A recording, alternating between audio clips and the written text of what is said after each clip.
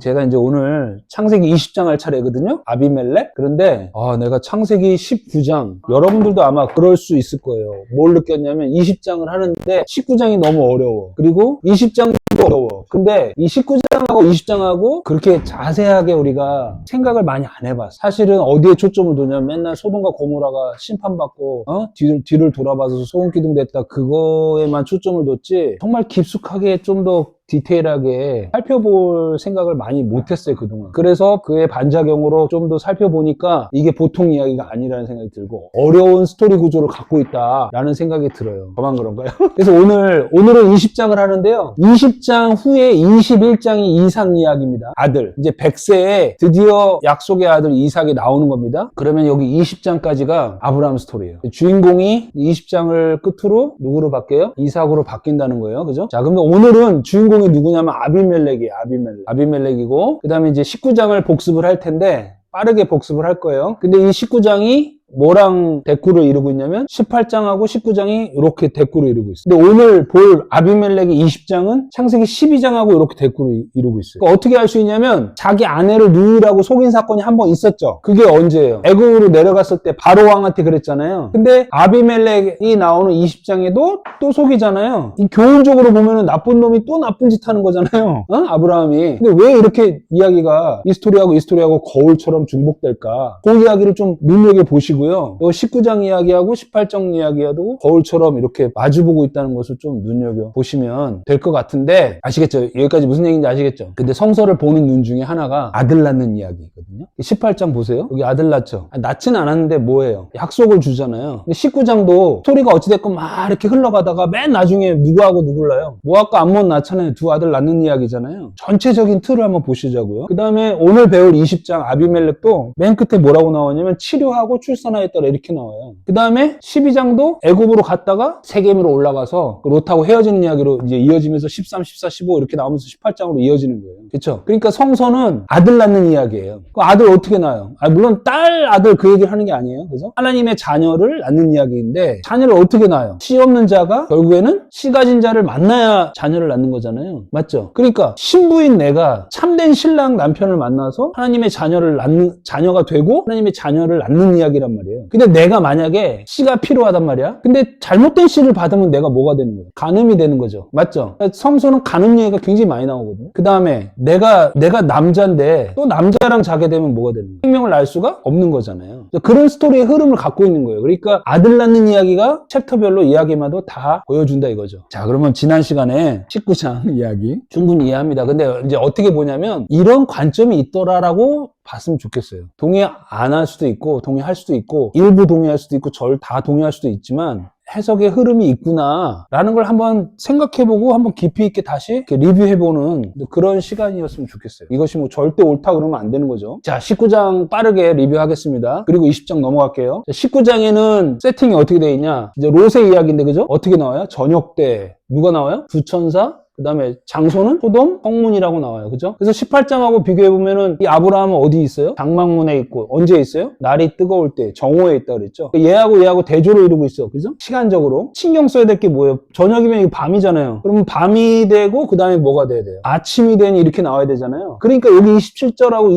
29절에 딱 삽입이 돼 있어요. 롤 이야기가 쭉 이렇게 끌고 가다가, 여긴 밤이잖아요. 근데 아침이 여기 딱 껴 있어요. 보세요. 아브라함이 언제 일어나요? 아침에 일찍 일어나서 딱 보니까 연기가 막 올라간단 말이야. 그러니까 여호와가 아브라함을 생각하사 이런 표현들이 나와요. 그러니까 이제 아침에 일찍 일어났다는 얘기는 하나님을 만나러 가는 시간이라는 얘기. 여긴 밤이고. 자, 그리고 나서 이 롯이 두 천사를 영접하는데 뭐를 영접해요? 무교병을 영접합니다. 근데 18장에 아브라함은 뭘 영접해요? 떡과 기름지고 좋은 송아지, 그 다음에 엉긴 젖, 우유, 그러니까 딱딱한 거, 흐르는 거, 그 다음에 아주 좋은 송아지, 이런 영접을 한단 말이에요. 근데 롯은 뭘 영접해요? 무교병이라는 게 뭐예요? 누룩을 넣지 않는 거. 누룩이라는 것은 율법을 얘기합니다. 행위 믿음을 얘기합니다. 그러니까 예수님도 뭘 주의하라 그랬어요? 누룩을 주의하라 그러고, 술 취하지 마라. 그러니까 누룩는 술을 취하지 말아라는 얘기는 행위 믿음을 하지 말아라는 얘기죠. 무교병을 대접했는데 무교병은 언제 하는 거예요? 출애굽 당시에 쓴 나물하고 급히 먹으라 그러잖아요. 그러니까 출애굽의 롯인 거예요, 저녁은.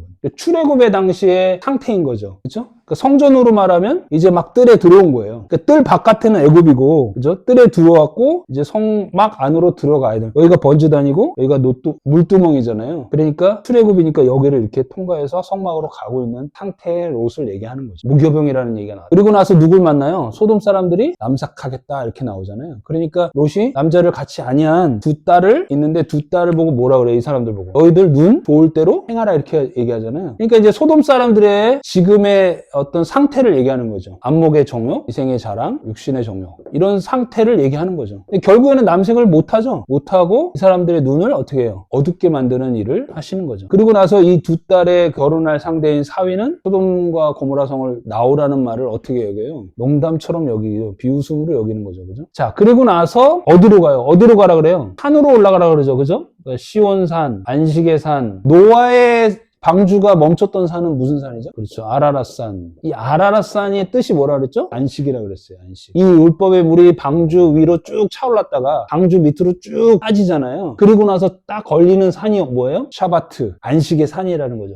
이 산으로 올라가는 거는 이제 시온의 산으로 가라는 얘기예요. 그런데 롯의 식구들은 어디로 갑니까? 소알이라는 도피성으로 가게 되죠. 작은 성읍, 하찮다, 작다라는 뜻을 가진 소알성으로 도망가게 되는 겁니다. 도망가니까 이제 하늘에서 유황불이 막 내려오죠. 비 오듯이 막 내려오죠. 그게 심판을 나타내고 이 도피성에서 나올 수 있는 유일한 길은 대제사장의 죽음뿐이다. 그러니까 즉 예수 그리스도의 죽음, 즉 십자가가 세워졌을 때 이 도피성이 끝나는 거라는 얘기죠. 그래서 이제 소금기둥 이야기가 나온다는 거예요. 그래서 롯의 아내가 뭘 잘해서 소금기둥이 됐다 그렇게 보지 말고 소금기둥이 이 소알성으로에서 있는 식구들을 나오게끔 하는 그 역할, 그러니까 율법 믿음에 갇혀있던 우리에게 그 행위 믿음에서부터 나오게끔 하는 그 역할은 언약기둥이 세워져야 된다는 얘기를 하고 있는 거라고 해석하는 거죠. 그래서 이렇게 소금기둥이 딱 나오고 나서 그 다음에 뭐가 나요? 아침이나 얘기가 나오죠. 그 이야기 구조가 지금 이렇게 되는 거예요. 그래서 아브라함이 아까 얘기한 아침 얘기가 나옵니다. 그리고 나서 산에 올라가죠. 그러니까 이야기 구조상 성에 있었던 일인데 여기서 도피성으로 가고 그 다음에 산으로 가고 산에서도 특정한 곳 어디로? 굴로 들어가는 거죠. 이런 이야기 구조를 갖고 있는 거예요. 여긴 소돔성이고 그 다음 도피성, 그 다음에 산, 그 다음에 굴 이런 이야기 구조를 갖고 있는 거죠. 근데 굴은 뜻이 뭐라 그랬죠? 마라라 그랬는데 그 마라의 뜻이 벗겨지다는 뜻이에요. 벗겨지다. 그러니까 눈의 비늘이 벗겨지듯이 행위 믿음의 어떤 껍데기가 벗겨지는 그곳이 굴인 거예요. 행위 믿음의 껍데기가 벗겨지면 어떻게 된다는 얘기예요? 하나님과 이제 연합된 자로 나온다는 얘기죠. 그게 헤브론인 거예요, 헤브론. 결국에는 이제 헤브론 이야기를 하는 거예요. 이 헤브론이 연합이란 뜻이고 합쳐졌다는 뜻이에요. 그래서 이 아브라함이 나중에 사라의 무덤을 사고 식구들 무덤을 사는데 그게 무슨 무덤이라고 했어요? 막벨라 굴인데 그 막벨라 굴의 뜻이 뭐라고요? 이렇게 딱 포개지다. 뭐 두 배란 뜻도 있고 둘이란 뜻도 있고 포개지다 이런 뜻이에요. 완전히 연합하다라는 뜻이라고 그랬어요. 살릴 때 어떻게 살린다고 했어요? 그 위에 이렇게 엎어져서 포개졌다 그랬잖아요. 그런 아주 이해할 수 없는 행위를 보여주시잖아요. 그게 이제 연합, 헤브론의 이야기입니다. 자, 그리고 나서 두 딸이 아버지하고 잠자리를 하게 되죠. 근데 첫째 딸은 뭐라 그래요? 아버지가 늙었고 세상에는 도리가 없다, 길이 없다, 이런 얘기를 하죠. 그러니까 이제 씨가 없다는 얘기죠. 그러니까 아버지한테 들어가는데 아버지한테 뭘 먹여요? 술을 먹입니다. 술을 먹이고 자는데 그러니까 아버지가 알았다, 몰랐다고 나와요. 몰랐다고 나와요. 그죠? 자, 이 첫 번째 술은, 그리고 나서 이제 아들을 낳는데 그 아들이 모압인데, 모압이 아버지란 뜻이에요, 아버지. 모아부. 이 아비, 아브라함 할 때 아부, 여기 오늘 나오는 아비멜렉 할 때 아비, 다 아버지예요, 아버지. 우리말하고 좀 비슷하죠? 아부. 이게 다 아버지예요, 아버지. 그러니까 아버지란 뜻인데, 이 아버지는 성전을 나타내며 첫 번째 성전인 겉성전을 나타내는 겁니다. 그러니까 겉성전이니까 율법이고, 그리고 예수라고 볼 수가 있고, 그리고 두 번째 성전은 이제 진리니까 그 아버지로부터 나온 아들이니까 그리스도라고 볼 수가 있고, 이제 베냐민인데, 베냐민은 이제 백성의 아들이란 뜻이죠? 메타포로. 그리고 둘째 딸도 아버지한테 술을 먹이죠. 근데 또 몰라요. 그래서 이제 가나의 혼인잔치를 예를 들면서 두 번째 술이 나오죠. 첫 번째 술은, 첫 번째 포도주는 땅에서 재배한 포도주죠.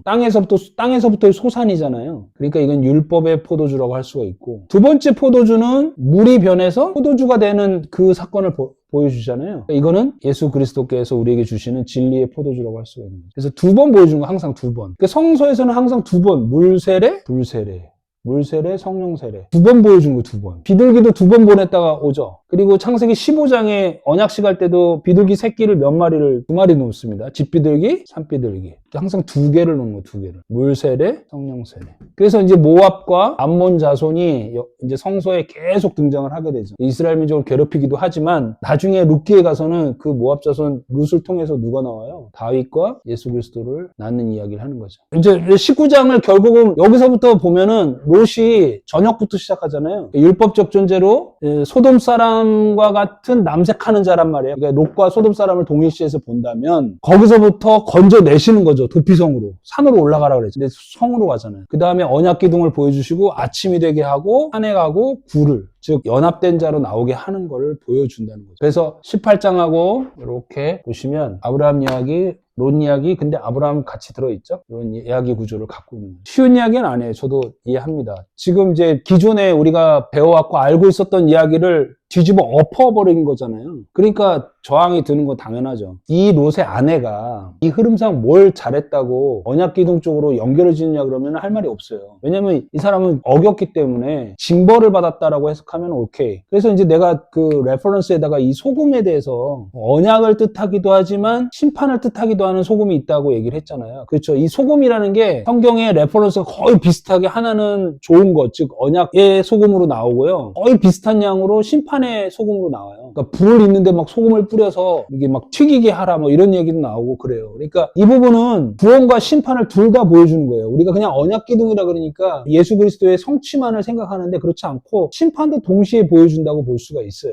이해됐어요? 그러니까 이 롯의 아내도 심판을 받은 거예요. 근데 심판만 보여주는 게 아니라 언약까지 같이 보여준다 이거죠. 그리고 여기 이제 유황불 나오고 심판 나오잖아요. 그리고 롯의 안에 구원 기둥 나오고 구원을 약속하는 언약 기둥이 세워진 것으로 해석해 볼 수 있지 않냐 이렇게 보는 거죠. 그렇죠. 그 다음에 이제 산으로 이어지잖아요. 근데 산도 더 구체적으로 산에 있는 굴로 들어가잖아요. 그냥 산에 있었더라 해도 되는데 하나님이 산으로 가라 그랬잖아요. 굴로 가라 그러지 않았잖아요. 근데 산으로 갔고 굴 속으로 들어가잖아요. 이 굴이 벗겨지다라는 어원을 갖고 있어요. 그러니까 이전에 이런 상태적으로 율법 행위적인 이 롯의 이 전역대인 롯의 상태가 벗겨져 버리는 거죠. 이때부터. 그리고 연합된 자로 나오면서 출산을 하게 된다는 얘기를 하는 거죠. 이 부분도 어렵죠. 이 부분도 참 어려운 이야기예요. 사실은. 왜냐하면 두 딸하고 잠자리를 해서 자녀를 낳는 이야기인데 이게 쉽겠어요? 어려운 이야기죠. 근데 이 이야기도 어렵죠. 딱 두 딸을 내놓고 사람들이 막 뭐라고 하니까 너희들 좋을 대로 내 딸을 해라. 남자도 가까이 하지 않은 처녀의 아이들이다. 이거 어려운 이야기잖아요, 사실. 그러니까 이거를 알아요, 저도.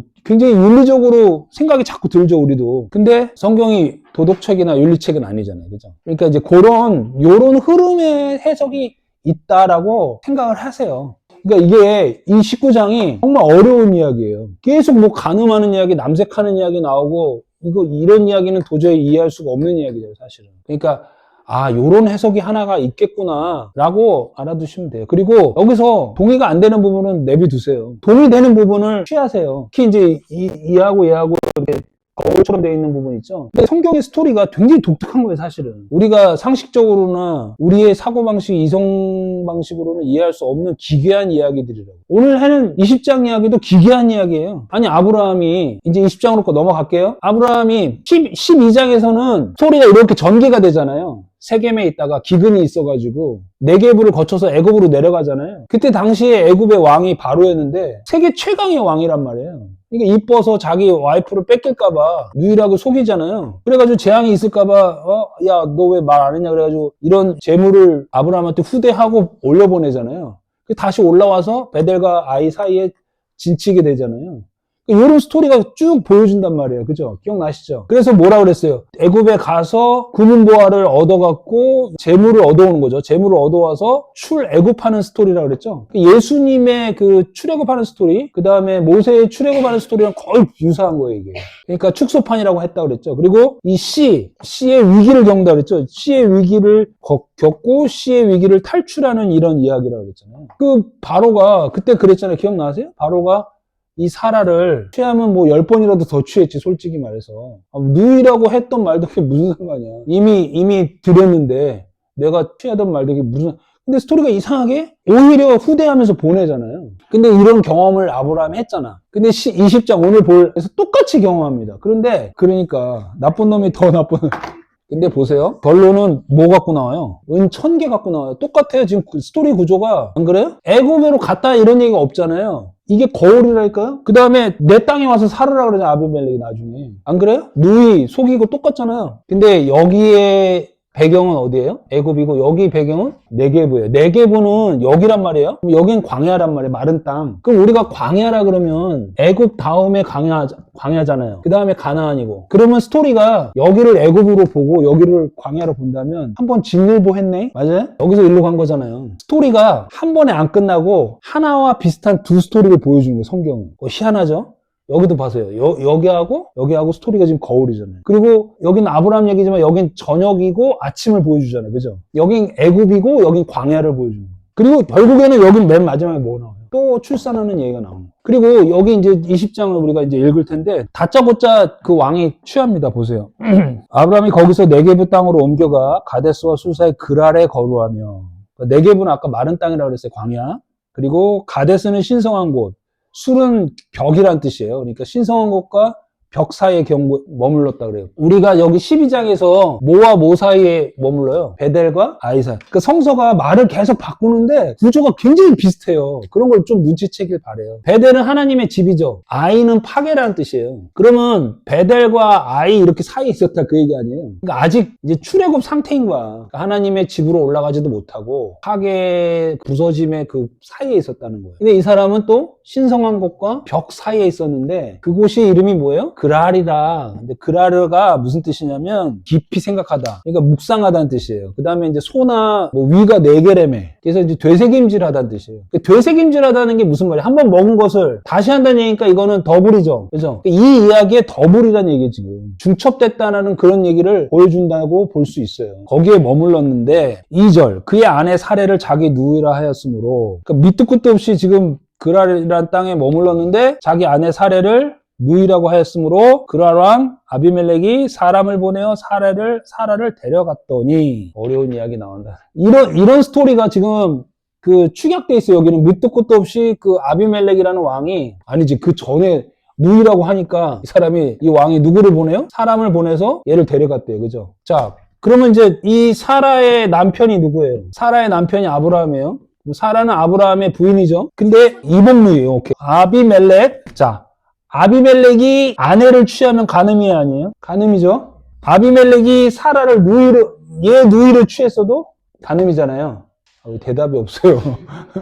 이 사람은 이 사라를 이렇게 취하나 저렇게 취하나 뭐 하는 사람이에요? 간음하는 사람이에요. 그죠? 그러니까 이 간음을 벗어나려면 어떻게 해야 돼요? 안 하거나 얘가 아브라함이 되거나 지가 죽거나. 그러니까 지금 뭔가를 보여주려고 하는 거예요. 지금 이 아비멜렉은 아비가 아버지라고 했잖아요. 말라크 왕이시다라는 뜻이에요. 아버지는 왕이시다. 그러니까 아버지는 성전이잖아요. 여기 우리 모아부 할 때 아버지는 성전, 겉성전을 얘기한다 그랬잖아요. 그럼 아버지는 성전인데 왕은 그리스도니까 율법과 그리스도 같이 들어있다는 뜻이에요. 근데 이렇게 만드시겠다는 얘기예요, 얘를. 근데 처음에 이 상태에서는 사람을 보내서 사라를 취하잖아요. 사람을 보내서 사라를 누이로 취하잖아요. 그러니까 이건 간음이잖아요. 자, 하나님이 우리에게 말씀을 주셨어요. 근데 그것이 간음이래. 어떻게 했을 때 간음이 돼요? 말씀으로 안 보고 지켜야 될 계명으로 받으면 그것이 간음이라는 거야. 성서는 아까 내가 얘기했잖아. 내가 씨 없는 자인데 진짜 남편이 와서 나랑 합방해서 씨를 받으면은 아내와 남편이 돼서 하나가 되잖아요. 헤브론이 되고 막벨라가 되는 거잖아요. 근데 가짜 남편이 왔거나 진짜 남편이 왔는데 내가 진짜 남편으로 못 알아보면 그것이 간음이 되고 그런 거잖아요. 그러니까 이 성서를 이렇게 줬는데 이걸 진리 말씀으로 못 보고 율법 말씀으로 보면, 누이로 보면 내가 간음하는 자가 돼버리는 거잖아요. 그러니까 사람을 보내서 이 사라를 누이로 취했다는 얘기는 내가 말씀을 지켜야 될 어떤 율법이나 계명으로 볼 때 그것이 간음이 됐다는 얘기예요. 그러니까 아비멜렉을 아버지는 왕이시다로 이끄는 그 스토리를 지금 보여주시고 계신 거예요. 근데 결국에는 나중에 출산하고 치료를 받고 나오는 거예요. 그래서 아비멜렉으로 나온다는 얘기예요. 그러니까 이것도 쉬운 얘기가 아니에요. 그러니까 딜레마죠. 아비멜렉은 아내를 취해도 간음이고, 아브라함이 누이라고 얘기해서 취했어도 간음이 된 거예요. 그러니까 이 간음을 해결할 길은 없는 거예요. 간음을 해결할 길은 뭐예요?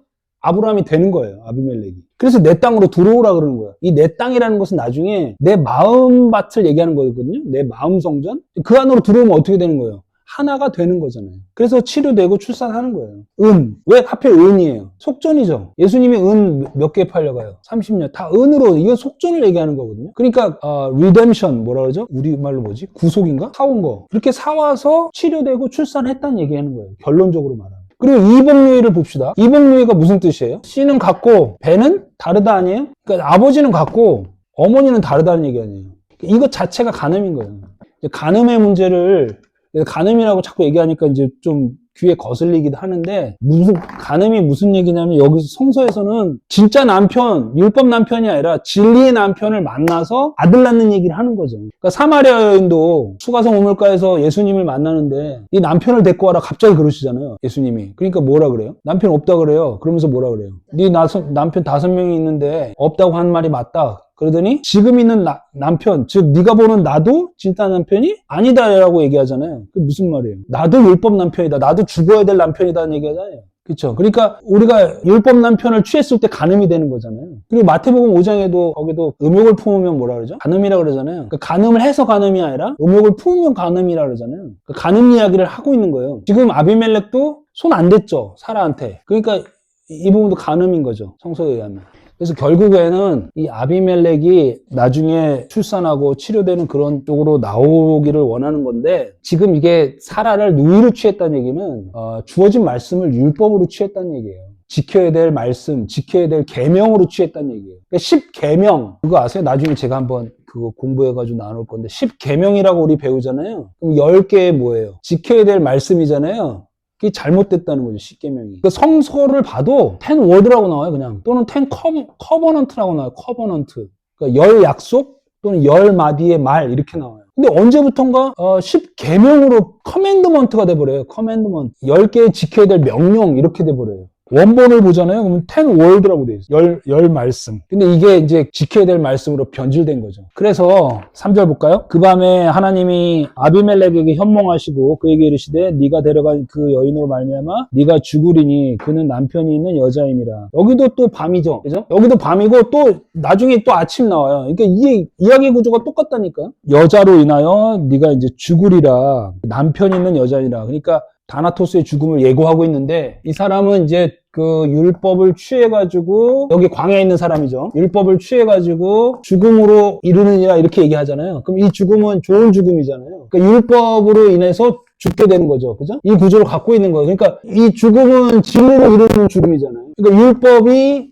진리와 한 세트로 좋은 곳으로 온다는 얘기죠. 율법은 나쁘고 진리는 좋고 이렇게 보면 안 되는 거예요. 율법을 통해서 진리로 이끈다는 거니까 율법이 곧 진리가 된다는 얘기예요. 4절 아비멜렉이 그 여인을 가까이 하지 아니하였으므로 대답하되 주여 주께서 의로운 백성도 멸하나이까. 여러분들 누가복음 12장 거기에 내가 레퍼런스로 써놨는데 내가 불을 땅에 던지러 왔노니 이 불이 이미 붙었으면 내가 무엇을 원하리요. 나는 받을 세가 있으니 그것이 이루어지기까지 나의 답답함이 어떠하겠느냐. 예수님이 세례를 받았어요 안 받았어요 이때? 받았죠. 근데 뭐라 그래요? 또 받을 세례가 있다 그러죠. 그죠? 그거는 불세례를 얘기하는 거겠죠. 십자가를 얘기하는 거겠죠. 그러니까 첫 번째 세례는 물세례, 두 번째 세례는 불세례. 물세례와 불세례 더블 이야기가 계속 나오잖아요. 그러니까 이건 두 가지 되새김질을 얘기하는 거예요. 5절 그는 나에게 내 누이라고 하지 아니하였나이다. 그 여인도 그는 내 오라비라 하였사오니 나는 온전한 마음과 깨끗한 손으로 이렇게 하였나이다. 그러니까 이제 겉말씀 가지고 율법 말씀 가지고 또는 행위이든 가지고 이제 항변할 수가 있죠.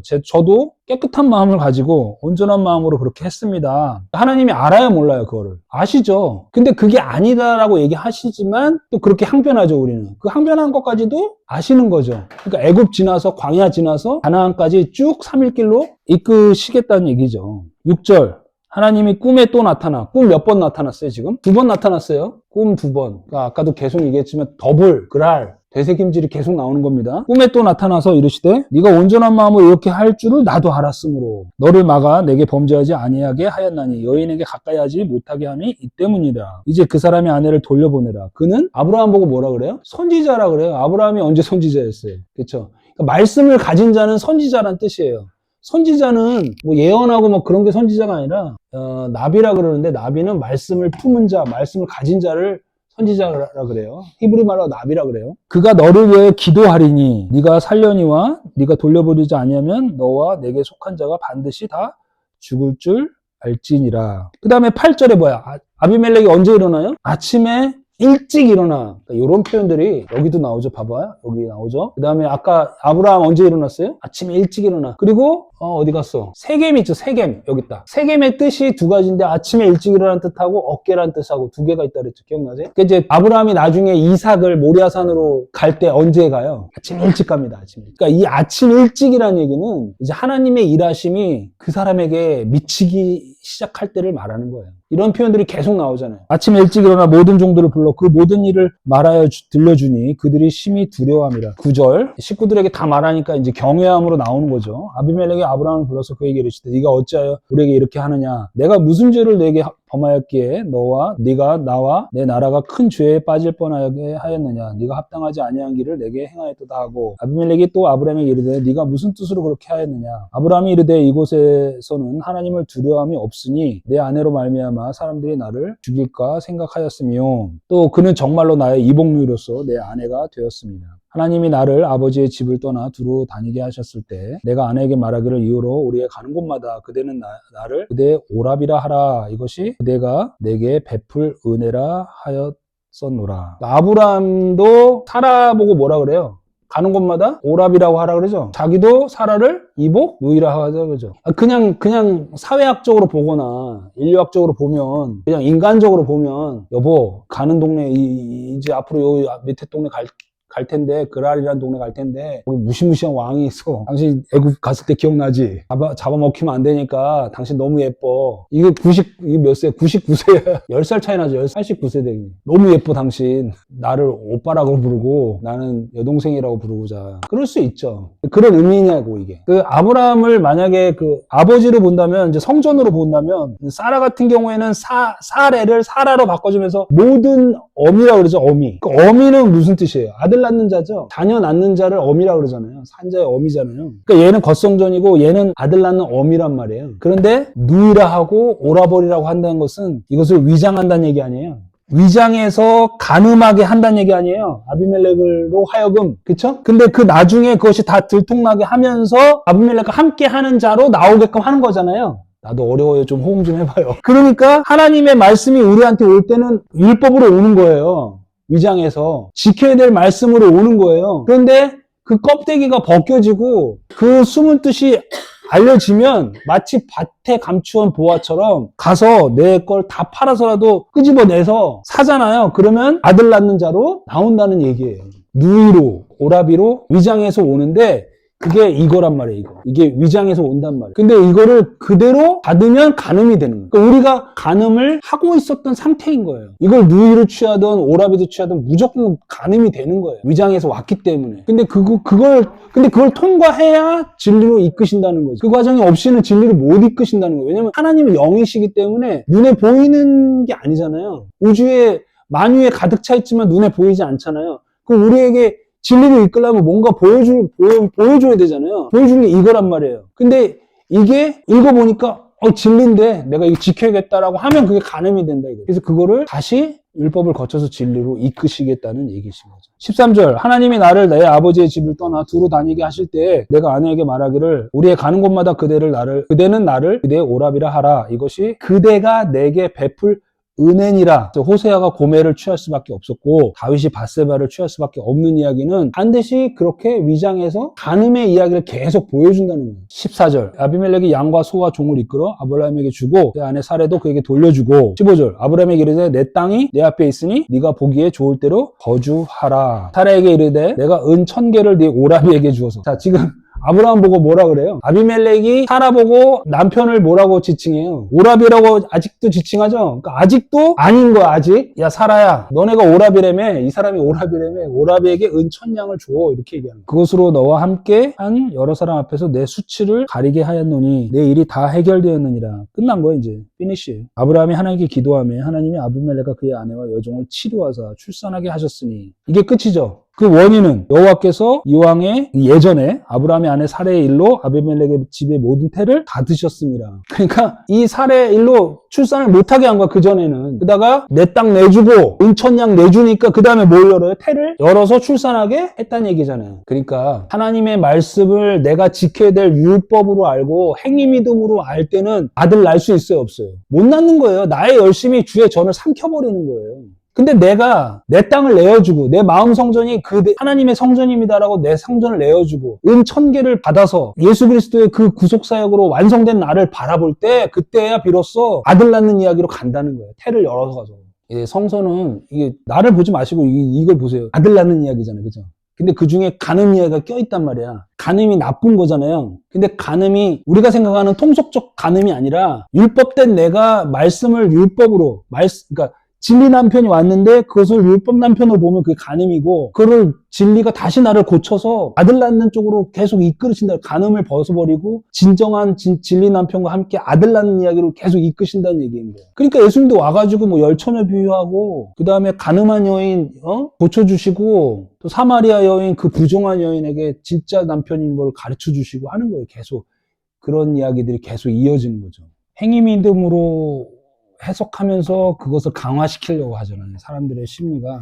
그래야 안정감이 있으니까. 우리 모범생 집에 가서 복습 열심히 하세요. 다시 들어보고 막 좋아요 2번씩 누르시고 두 번 누르면 캔슬이거든요. 좋다고 2번 누르시는 거 아니에요? 맞죠? 좋아요 그러면서 2번 누르면